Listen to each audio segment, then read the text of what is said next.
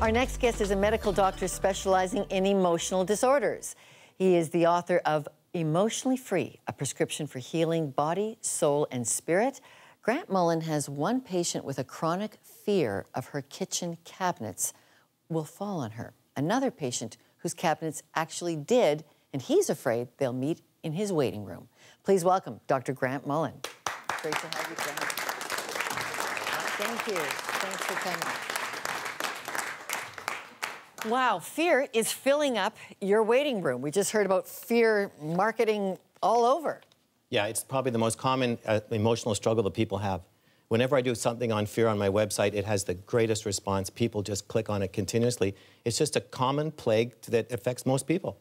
Fear is not a mood disorder. Describe the range of fears people have. Yeah, fear can be anything from a healthy fear, which is the fear of driving too fast and going over the edge of a cliff. So that would be a healthy fear. That's for survival. To an unhealthy fear, which would be like panic disorder, which is you just can't stay in the same room. You just have to run out of it because you think the roof's going to fall in. So there's a huge range from normal for safety to absolutely disabling, you can't leave your house. What do you think of what some people would call fun fear? I don't think those words go together myself.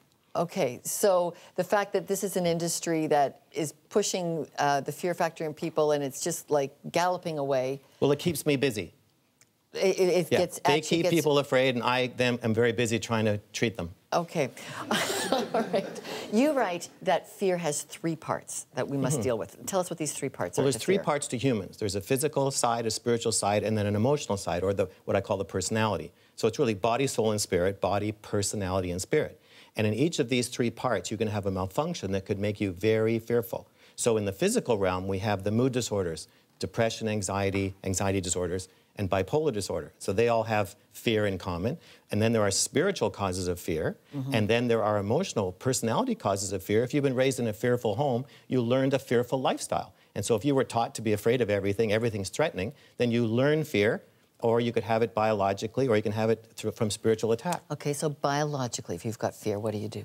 So that's a chemical imbalance mood disorder. So it's the same origin as depression, that you have a low serotonin level, and so that's treated medically. So you can there are medicines that will correct your serotonin level, give you back thought control, so that you can turn the fear off yourself. Okay, if you have it through the spiritual side. Well, if you're having spiritual attack, then that's what Christianity is all about, is so that we have spiritual weapons. How do you know it's spiritual attack? Like, how do you know it's not just a bad pizza or your mind playing with you? Yeah, well, that is a subjective call, and you just have a sense for that. So I just interviewed so many people. There are certain very peculiar, well, for example, I know people who have been watching horror movies, and they actually see a spirit come right off the screen into them, and they're messed up for the rest of their lives. Come on. That's actually happened. My patients have actually told me that, and they've been mentally disturbed from that moment, and they could actually say, I saw it happen. So you would say that then is a spiritual fear? Yes, absolutely. What do you do with it? Oh, the only defense we have against that is Christianity. And what does that look like? Well, a pastor, counselors, an exorcist? Usually it's a counselor. Christian counselors are very skilled at doing that. So you are saying get to the bottom of what may be trapping you in fear. It could be a spiritual issue. It could, or it could be just your mother was really fearful and she taught you to be afraid of everything. Okay, what do you do if it was just mom? Well, then I might have some baggage there.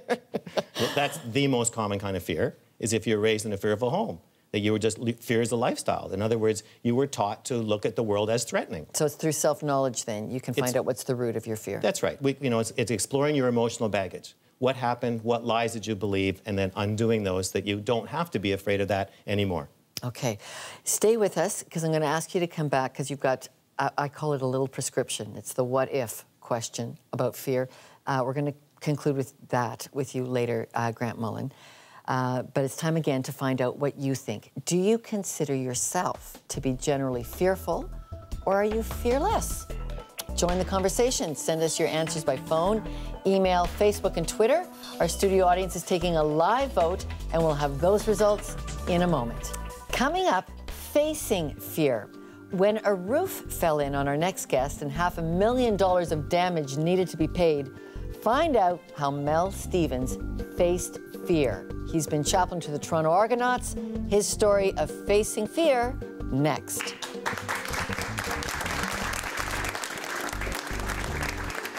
All right, so what do you fear the most in life? I feel needles. I get nervous even when I see one. Probably snakes. Failure.